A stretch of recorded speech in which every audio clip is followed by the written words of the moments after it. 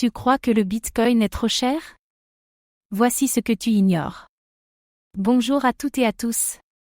Tu regardes le Bitcoin et tu te dis, c'est trop tard. C'est trop cher. J'ai raté le train. Mais, es-tu vraiment sûr de comprendre ce qu'est le Bitcoin? Et surtout, ce que tu achètes vraiment quand tu achètes du BTC? Comme toujours, faites vos propres recherches avant d'investir. Aujourd'hui, on va démonter une idée reçue qui empêche des millions de personnes d'investir intelligemment. Non, le Bitcoin n'est pas trop cher. Ce que tu ignores pourrait bien changer ta vision de toute la crypto. Dans cette vidéo, tu vas découvrir pourquoi le prix unitaire du BTC n'a aucun sens sans contexte, ce que représente réellement le Bitcoin en tant qu'actif, comment les institutionnels évaluent sa valeur, ce que révèlent les données on-chain, et pourquoi certains pensent qu'un BTC pourrait valoir $1 million un jour. L'erreur classique des débutants, quand on débute en crypto, on regarde le prix d'un Bitcoin, par exemple 60 000 €, et on se dit, c'est trop tard pour moi. Je ne peux pas me permettre une telle somme. Mais c'est une erreur de raisonnement, tu peux acheter 0,001 BTC, ou même moins. Le Bitcoin est divisible jusqu'à 8 décimales, soit 100 millions de Satoshi par BTC. Acheter 50 €, 100 € ou 500 € de BTC est parfaitement possible. Le prix unitaire ne veut rien dire seul. La psychologie du prix rond, le Bitcoin semble cher, car on le compare inconsciemment à des actions boursières ou à d'autres cryptos à faible prix. Mais une action à 2 € peut être surévaluée, alors qu'un actif à 60 000 € peut être sous-évalué. Le prix ne reflète pas la valeur, encore moins le potentiel. L'inflation cachée dans la monnaie fiat, tu trouves le BTC cher, mais tu compares à une monnaie qui se dévalue chaque année. Les banques centrales créent des milliers de milliards d'euros et de dollars. Le Bitcoin, lui, est limité à 21 millions d'unités, pour toujours. L'offre limitée à jamais, contrairement à n'importe quelle monnaie fiat ou action, le Bitcoin a une offre fixe, il n'y aura jamais plus de 21 millions de BTC. 19,6 millions sont déjà en circulation. Cela signifie que l'offre restante est ultra rare, surtout face à une demande croissante.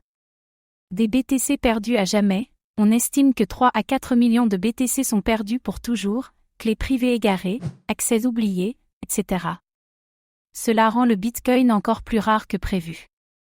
La rareté numérique plus la perte définitive égale pression haussière sur le long terme. La théorie du stock to flow, ce modèle, utilisé dans le monde des matières premières, comme l'or, compare la quantité existante avec la production annuelle.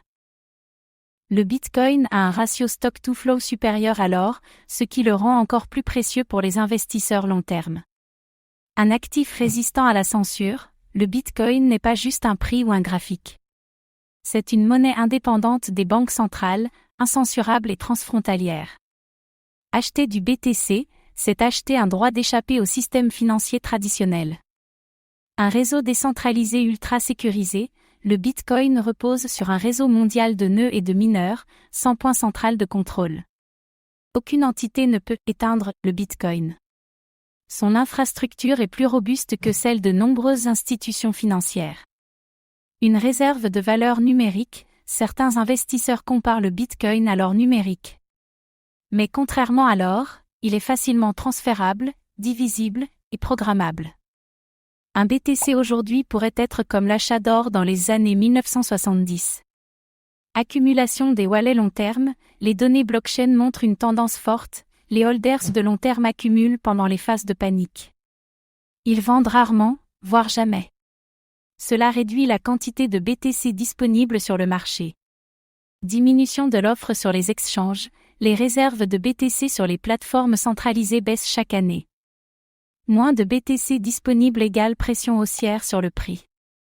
Les investisseurs déplacent leurs BTC vers des cold wallets ou des stratégies de hodling. Hausse de l'intérêt institutionnel, des géants comme BlackRock, Fidelity, MicroStrategy ou Tesla ont déjà investi massivement. Les ETFs Bitcoin Spot sont désormais validés dans plusieurs pays. Si les institutions jugent que le BTC n'est pas trop cher, c'est peut-être que la valeur perçue est ailleurs.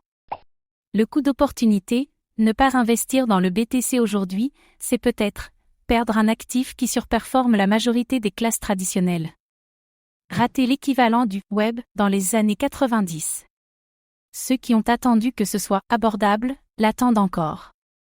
L'effet de dilution monétaire, pendant que ton argent dort sur un compte courant, l'inflation grignote sa valeur. 100 € aujourd'hui auront peut-être le pouvoir d'achat de 80 € dans 3 ans. Pendant ce temps, le Bitcoin pourrait tripler, voire plus.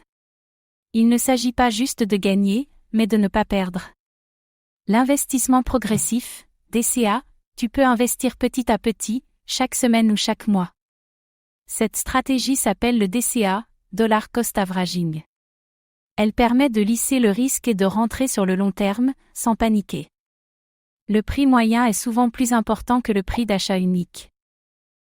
Les projections long terme, certains analystes estiment que le BTC pourrait atteindre 100 000 € dans quelques années, 500 000 € ou 1 million à l'horizon 2030.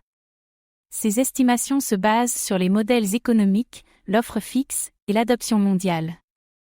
Une adoption encore embryonnaire, malgré sa notoriété, moins de 5% de la population mondiale détient du BTC. Imagine ce qu'il se passe si ce chiffre passe à 20 ou 30%. L'offre ne bougera pas. La demande, si. Une base pour l'infrastructure du Web 3, le BTC n'est plus juste une réserve de valeur. Il commence à être intégré dans des protocoles DeFi, via RSK ou Stack, des réseaux Lightning, et plus. Le futur du Bitcoin n'est peut-être même pas encore pleinement visible. Le Bitcoin n'est pas trop cher, il est trop mal compris. Tu n'achètes pas un coin à 60 000 €, tu achètes une part d'un réseau mondial résilient, rare et incorruptible. Tu n'es pas en retard, tu es en avance sur ceux qui n'ont pas encore compris. Et chaque fraction de BTC achetée aujourd'hui pourrait valoir bien plus demain. Et toi, penses-tu que le Bitcoin est encore sous-estimé?